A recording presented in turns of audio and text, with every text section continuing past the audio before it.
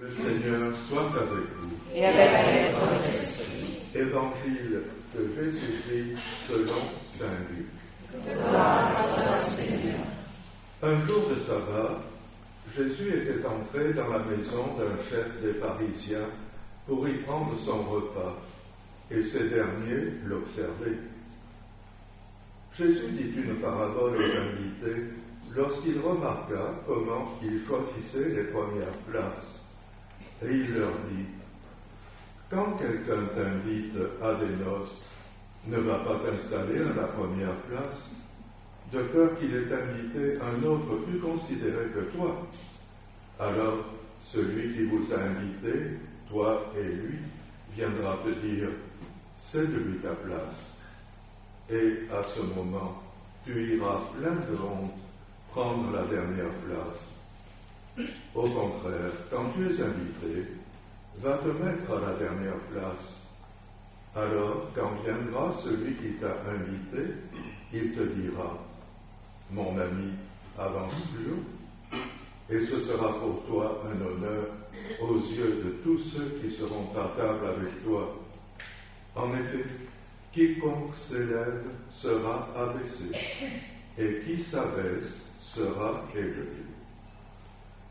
Jésus disait aussi à celui qui l'avait invité: quand tu donnes un déjeuner ou un dîner, n'invite pas tes amis, ni tes frères, ni tes parents, ni tes riches voisins, sinon eux aussi te rendraient l'invitation, et ce serait pour toi un don en retour.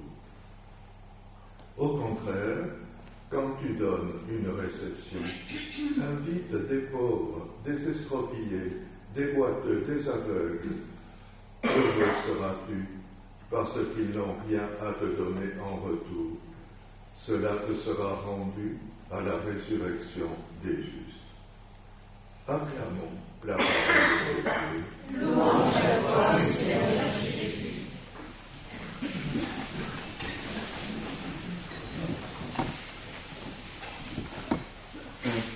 Un Dieu qui est tout-puissant, mais aussi un Dieu humble. Voilà, c'est le contraste des manifestations de Dieu.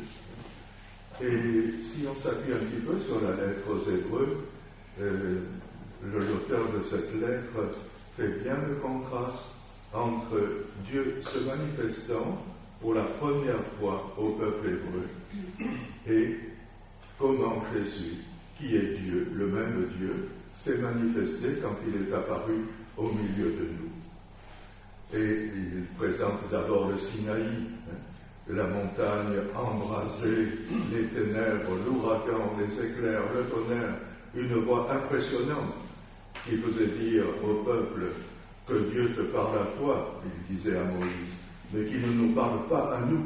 Ils étaient terrifiés par la puissance de cette voix. Et pour que les Hébreux comprennent que le Dieu qui les prend comme son peuple au moment de l'Alliance, au pied du mont Sinaï, est tout-puissant, est un Dieu tout-puissant. Pas comme les autres dieux qui sont les faux dieux qui sont impuissants. Et par contraste, une autre montagne, beaucoup plus humble celle-là, Jésus, qui se manifeste aussi en hauteur, mais dans une plaine.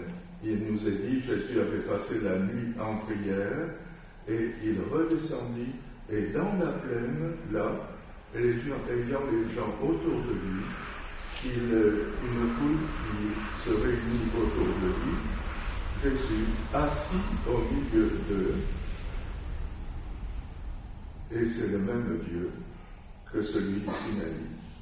Mais c'est un Dieu qui montre sa puissance pour impressionner un peuple qui sait qu'il a un Dieu tout-puissant, et ce même Dieu qui vient nous chercher avec la nouvelle alliance et nous enseigne un chemin, mais au milieu de nous, d'une certaine façon, qui nous prend par la main, et ce qu'il va proposer est beaucoup plus exigeant que le mont Sinaï. Au mont Sinaï, c'était les commandements, c'est une base essentielle pour vivre comme homme. Mais Jésus va proposer un chemin qui est beaucoup plus montant, plus difficile, mais merveilleux, celui des béatitudes. Oui. Et Ben Sira, la première lecture que nous avons faite, Ben Sira le sage, une lecture malheureusement un peu coupée au hachoir, un verset et l'autre, mais l'essentiel c'est cela, oui, l'humilité. Il nous dit la condition de l'orgueilleux est sans remède, car la racine du mal est en lui. C'est très curieux comment ce sage si ancien, avant Jésus-Christ, fait la même réflexion que des auteurs plus modernes, comme saint Ignace qui propose l'humilité comme la préparation pour vraiment recevoir Dieu. Et il dit aussi, l'idéal du sage, c'est une oreille qui écoute. Ça, ce serait une petite phrase à mettre sur le frigidaire. Oui.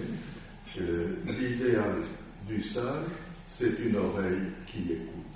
Savoir écouter, ça nous manque tellement. Oui. Et puis nous avons vu cette scène évangélique, alors qu'il paraît un petit peu comme résumer ces enseignements de l'importance de l'humilité, le Jésus invité par un pharisien, un chef de pharisien, donc quelqu'un d'un peu important dans un village ou une ville, et Jésus invité, et le pharisien observe le chef des pharisiens, et puis les autres pharisiens aussi observent Jésus. On voit que l'invitation a été un petit peu pour, parce qu'il fallait inviter ce personnage, mais ils étudient Jésus. Et Jésus les observe aussi.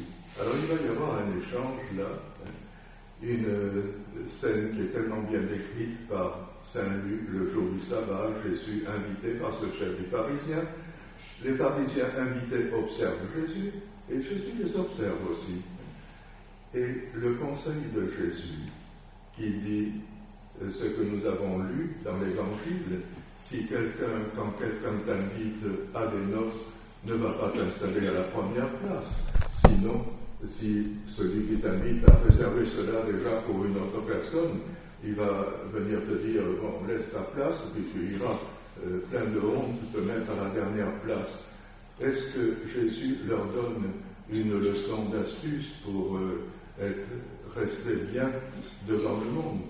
Les pharisiens étaient très astucieux, ils n'avaient pas besoin d'un conseil de Jésus. Oui.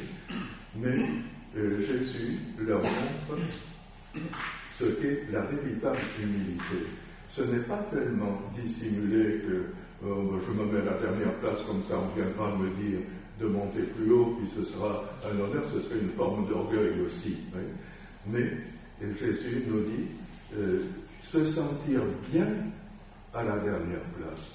Je me mets à la dernière place, sentant bien que c'est la mienne. Et alors, on est disponible pour que le Seigneur te fasse faire ce qu'il attend de toi. Oui. Cette humilité qui est absolument indispensable. Et puis Jésus insiste ensuite sur la gratuité. Si tu invites quelqu'un, n'attends pas d'eux une récompense. Nous avons eu un grand ami à Paris, le docteur Dor, qui lui faisait comme cela. Il recevait chez lui des gens qu'il trouvait dans la rue. Il leur faisait passer un moment, prendre un bon repas, puis leur donner un peu le nécessaire de ce qu'ils avaient. Il laissait aussi sa voiture ouverte dans la rue, pour si un clochard avait besoin de passer la nuit. Et voilà, c'était l'homme qui était ouvert entièrement, toujours souriant. Il est allé en prison parce qu'il défendait la vie, mais il était très heureux en prison, et puis les gardiens étaient très heureux de l'avoir aussi, et les co-prisonniers aussi enchantés par la présence de ce vieux docteur là, qui était toujours souriant, toujours aimable, et partout où il était. L'humilité invite celui qui ne peut pas te le rendre. Alors là, ce sera du gratuit. Et Dieu aime le gratuit. Dieu aime celui qui donne avec joie. C'est une citation. Et l'exemple de Saint Paul, dans sa rencontre avec Jésus. Saint Paul était bien branché sur le chemin du pharisien qui aurait fait de lui un orgueilleux terrible. Il avait toutes les qualités pour cela. Il est éloquent, très cultivé, 3 cultures à la fois. Il pouvait briller devant le monde et il cherchait à briller. Et tout jeune déjà, il montrait qu'il avait la confiance des autorités, il persécutait les chrétiens et ça lui donnait une réputation de fermeté, d'intelligence. Et puis voilà que Jésus l'a complètement démoli sur le chemin de Damas. Il est saisi dans cette lumière et celui qui avait utilisé toute son intelligence, toute son autorité, ses capacités pour détruire les chrétiens, va devenir celui qui se mettra au service de Jésus. Seigneur, qui es-tu? Je suis Jésus que tu persécutes. Et à partir de ce moment-là, toutes les qualités de Saint Paul ne seront plus pour sa gloriole. Il va travailler gratuitement, en toute humilité. Elles seront entièrement au service de ce Jésus qu'il a appelé. Et il sera capable, parce que généralement le service de Jésus s'accompagne d'épreuves. Et Saint Paul en a vécu comme personne. Il y a un chapitre d'une de ses lettres où il fait l'énumération de tout ce qu'il a dû souffrir.